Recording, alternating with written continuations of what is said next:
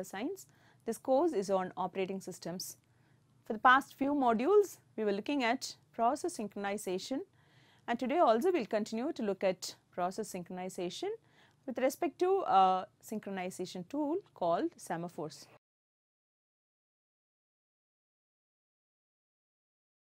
The learning objectives for this class is to understand what a semaphore is, to learn how semaphores can be used for synchronization, and to learn how a counting semaphore can be implemented using binary semaphores. So, cooperating processes are processes that share data. They will have some common data or common variable which they will be accessing, and when more than one process try and access common variables or common data structures, then there is a need for process synchronization. So, process synchronization can be achieved through many solutions, and there is a lot of solutions to the critical section problem. The critical section problem is nothing but each process has got a critical section of code which each process will be executing when they try to access the shared data. So, the portion of code within each process where they try to access shared data is called a critical region of code, and when a process executes the critical region of code or critical section of code, then there should be no interruption, it should be executed atomically, or you need to have some solution that is provided using synchronization tools to solve this critical section problem. And many solutions are there for two processes, for multiple processes. We saw a number of solutions for two processes as well as multiple processes. So, today in this class we learned about a synchronization tool called semaphores, which is used to provide a solution to the critical section problem. So, the semaphore is a tool, does not require busy waiting, and the semaphore, what is a semaphore? It is nothing but an integer variable, and that integer variable will have some initial value that is being set. Based on the initial value, so many number of people can access the shared resource. So, if you have a shared resource, you can have a semaphore that will guard over that shared resource, and that initial value of that semaphore will be nothing but the number of processes who can access this shared resource at a particular time. So, if it is a shared resource which can be accessed by only one process, then the initial value of the semaphore is set as 1.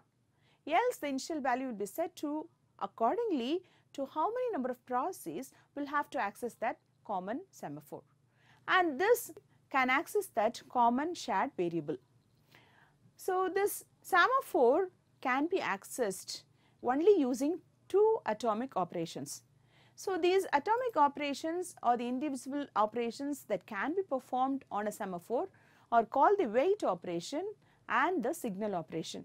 The wait operation is also called the P operation, and the signal operation is called the V operation. And if you look at this wait operation, the implementation of the wait operation on the semaphore will look something like this. You have the semaphore S, and you will have some initial value of the semaphore. So, any process which wants to enter critical section will first perform this wait of the semaphore. It will check if the value of S is less than or equal to 0. If the value is less than or equal to 0, it will do no operations and keep on waiting. Only if the value of the semaphore is a positive value, it can continue. So, if the value of the semaphore is a positive value, if it is 1 or above 1, then it will decrement the value of the semaphore.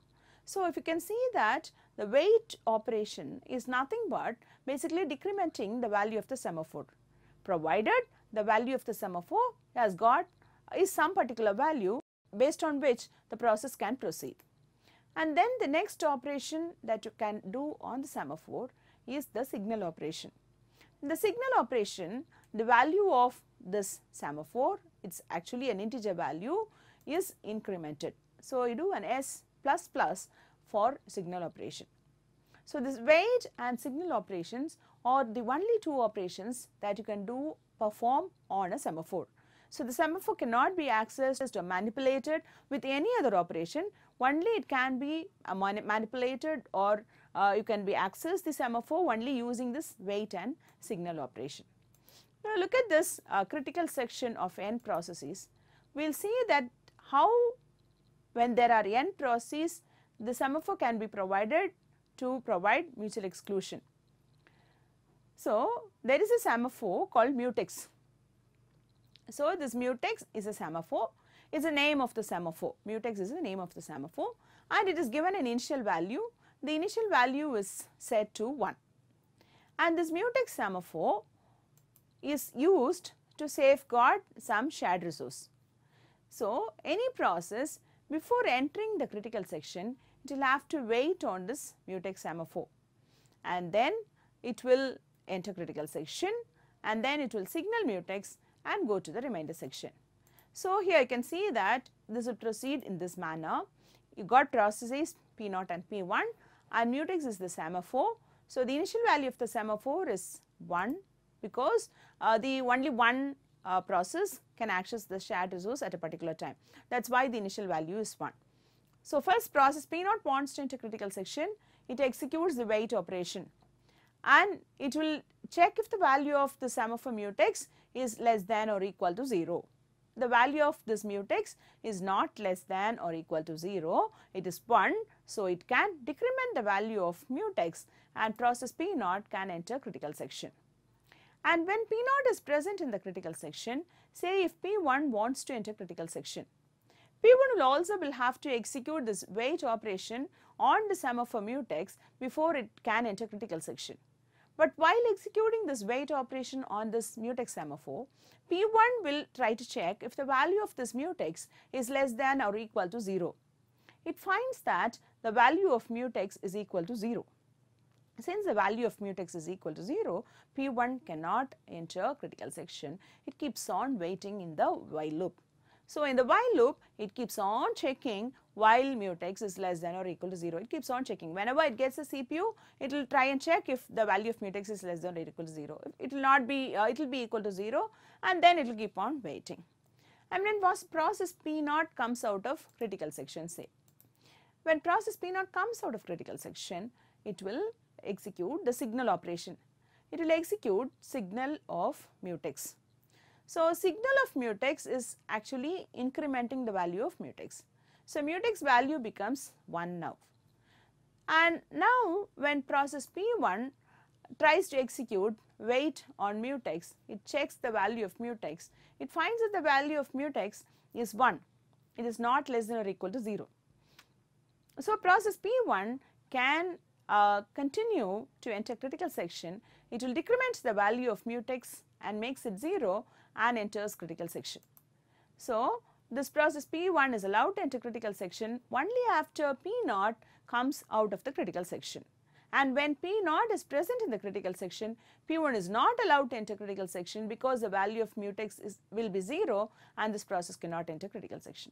And after coming out of a critical section, process P1 can change the value of mutex to 1 and it will do a signal operation to change the value of mutex to 1. So, here using semaphores, we see that the critical section problem is solved and it provides mutual exclusion. And we look at the implementation of the semaphore that we had seen now. We see that the disadvantage is busy waiting, that is, there is a while loop while less than or equal to 0 semicolon, that is, the process keeps on checking whether the value of s is less than or equal to 0. And this process will loop continuously in the entry section. But the process is not in critical section, it is waiting to use a CPU and there is only one single CPU. Unnecessarily one process which is waiting, keeping on checking the value of the semaphore will waste CPU cycles. But in the case of multiprocess systems, this is not a problem. So, such a kind of a semaphore where it continuously checks the values is called a spin lock.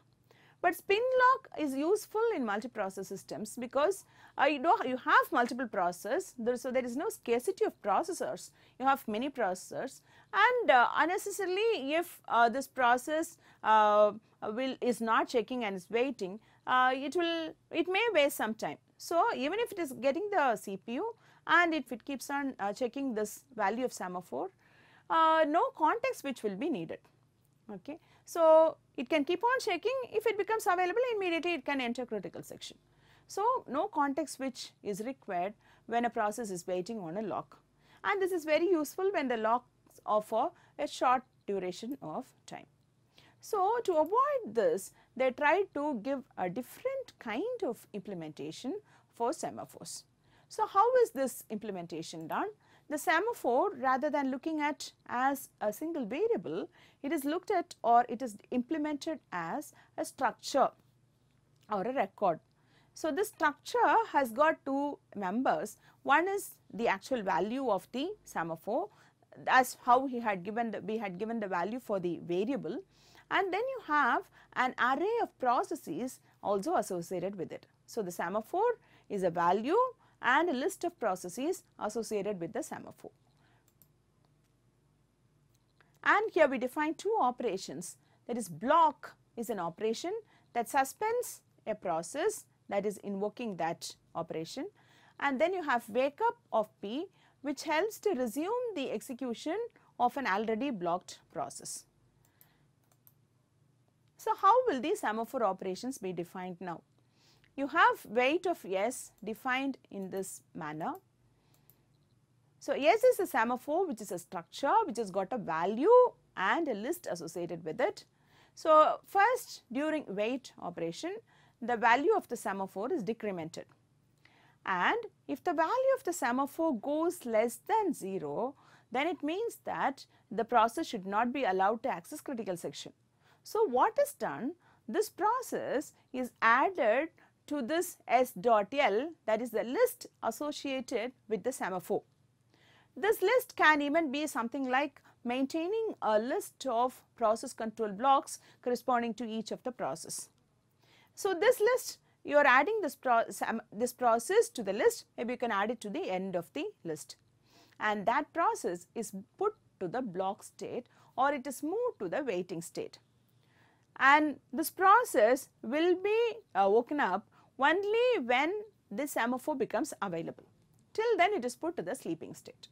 So what is done in wait? You decrement the value of the semaphore and you check if the value of the semaphore becomes less than 0. If it is less than 0, this cannot access the resource, and hence the process is added to the list associated with the semaphore and it is blocked or put to the waiting state. And now what happens with the signal operation?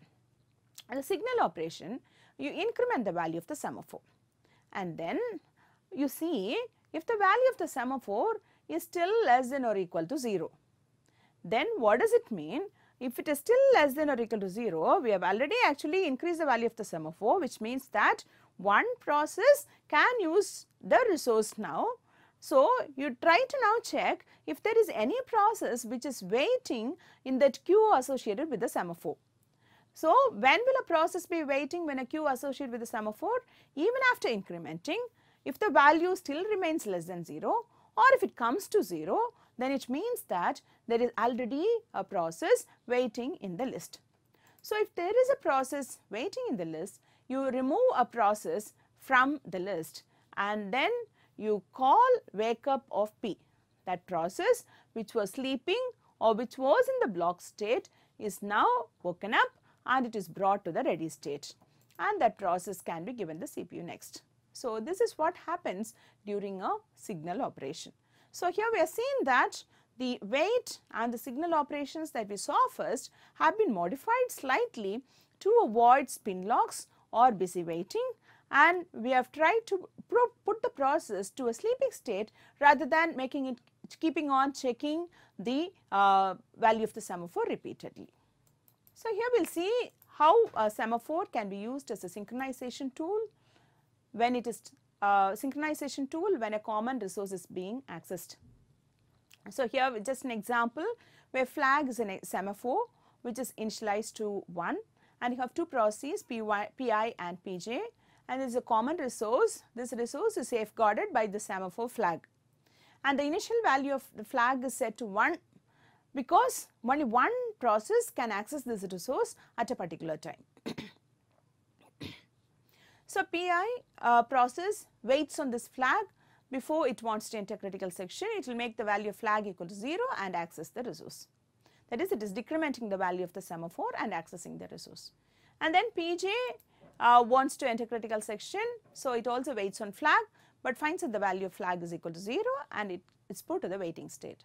And when Pi signals after coming out of the critical section or after accessing the resource, after finishing to access the resource, process Pi signals flag, it increments the value of flag to 1 and it comes out of the critical section.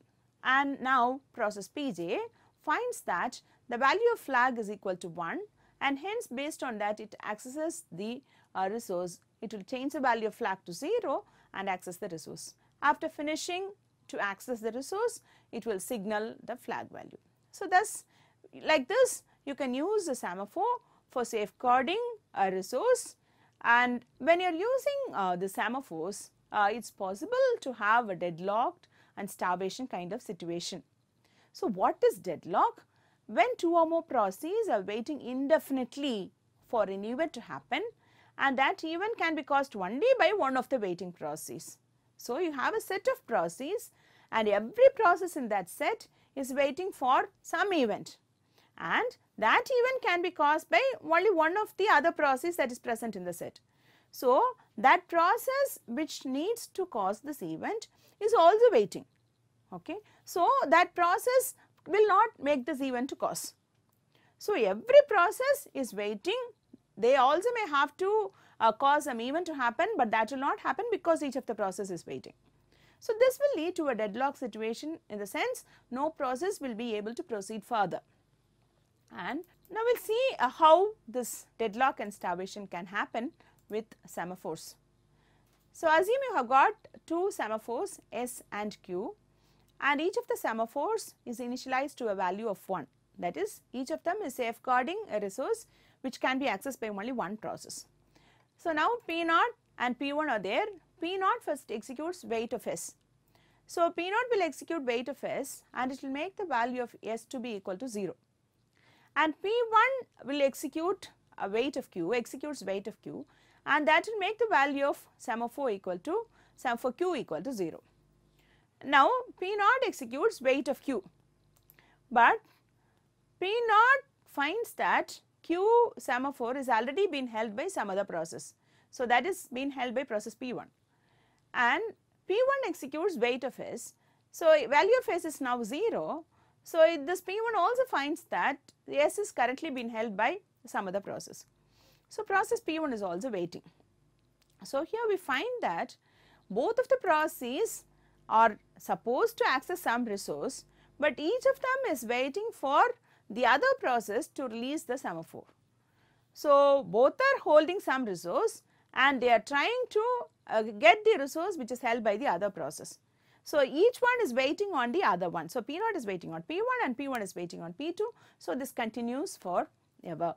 So, this leads to a deadlock kind of situation. So, when we are using semaphores for a solution to this critical section problem, we need to ensure that the semaphores are used in a proper sequence such that they do not result in a deadlock and a starvation kind of a situation. So, starvation, how can starvation happen? This is indefinite blocking, that is, a process may never be moved from the semaphore Q in which it is suspended. So, we saw that when you put a process to the waiting state, you add it to the semaphore's queue and is kept waiting. And suppose if you are adding process again and again to the end of the queue, but when you are releasing, if you are releasing the process only from the end of the queue, then in the LIFO manner, last in first out manner, then in that case the process that was earlier added to the queue may not be able to finish at all, may not come out of the waiting state at all. So, you need to ensure that the starvation is also not happens in this kind of an situation.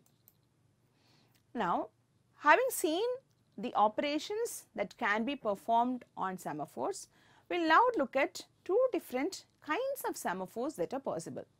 There are two types of semaphores that are possible. One is a counting semaphore and the other is a binary semaphore. So, what do you mean by a counting semaphore? The counting semaphore can take values, any integer value from 1, 2, 3, etc. and so on. And the binary semaphore can take only two integer values. It can only take a value between 0 and 1, that is, it can either be 0 or it can be 1. But and it can be simpler to implement binary semaphore than the counting semaphore. But now we can implement a counting semaphore using binary semaphores. So, we will see how you do that, and the data structures that we use for implementing a counting semaphore using binary semaphores are these. You have two binary semaphores, S1 and S2, and there is an integer variable C, and initially the binary semaphores S1 and S2 are initialized to 1 and 0 respectively.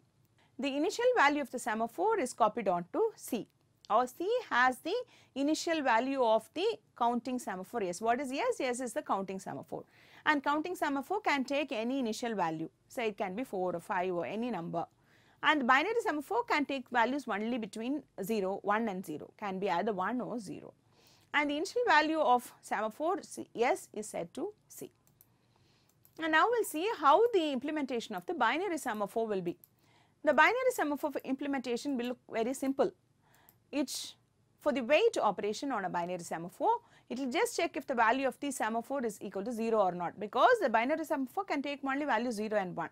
So, if the binary semaphore's value is 0, then it means that the resource cannot be accessed. And if the binary semaphore's value is not equal to 0, then you decrement the value of the semaphore. The value will be 1 and just decrement the value of the semaphore. And for signaling, just increment the value of the semaphore. Now, we will see how to implement a counting semaphore.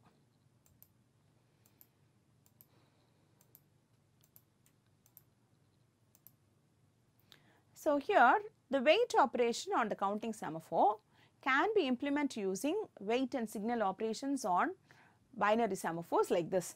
So, first the process will wait on S1. So, S1 is a binary semaphore, that is, it will check if the value of this binary semaphore is 1. If it is 1, then it will decrement and then carry on to decrement the value of C. C is actually the counting semaphore's value, the total number of processes who can access the shared resource.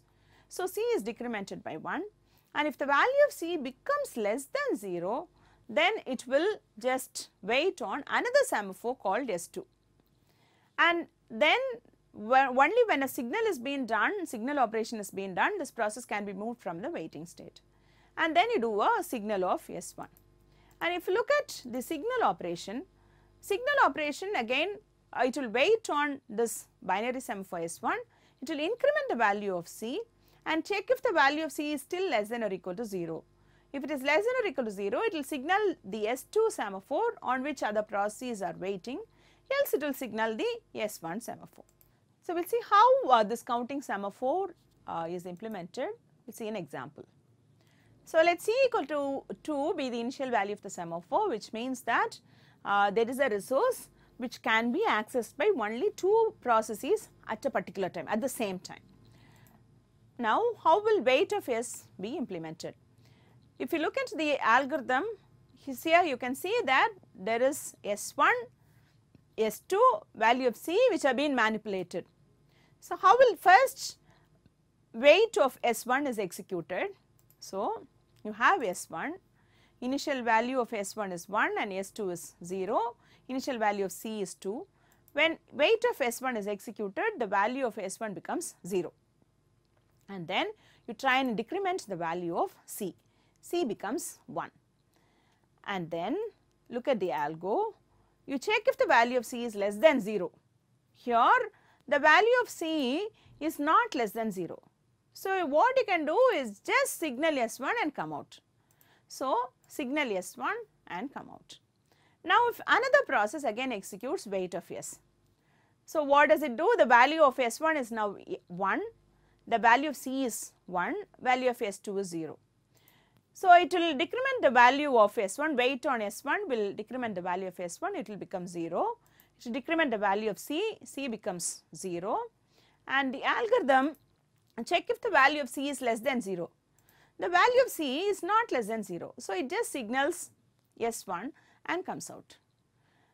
And now this process is the first process which executes this wait can enter critical section or can access the resource.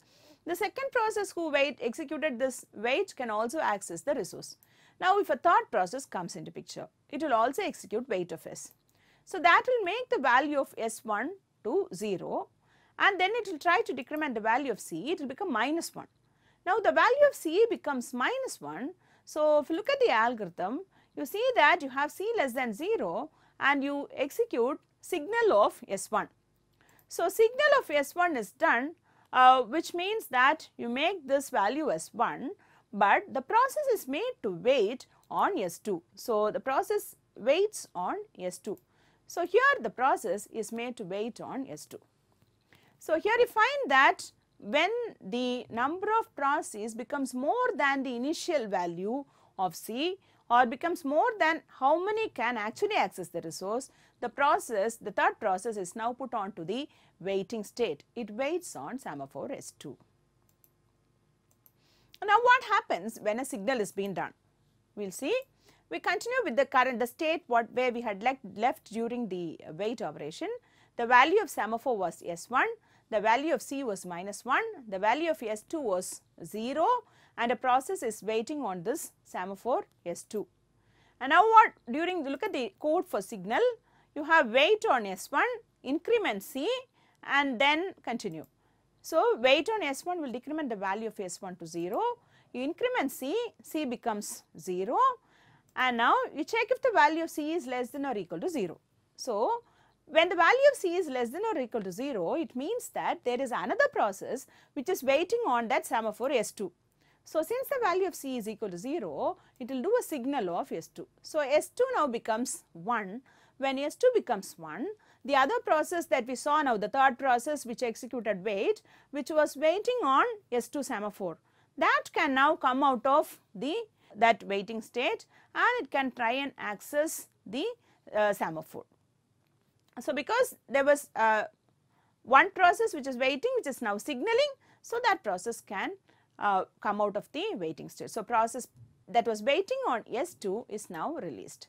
So the release process, what does it do?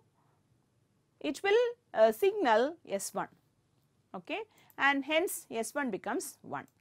And suppose if there is another signal, the second process also which was using the resource is now signaling, it will again wait on S1 and it will increment C, C becomes 1.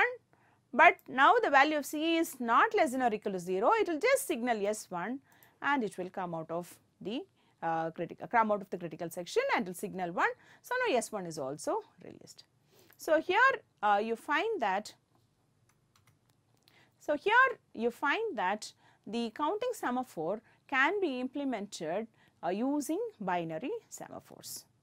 So in today's class we learnt about semaphores. We saw how semaphore can be used as a synchronization tool, and then we learnt about counting and binary semaphores. We saw what counting semaphore is, what binary semaphore is, and then we saw how you can implement a counting semaphore using binary semaphores. So the references, thank you.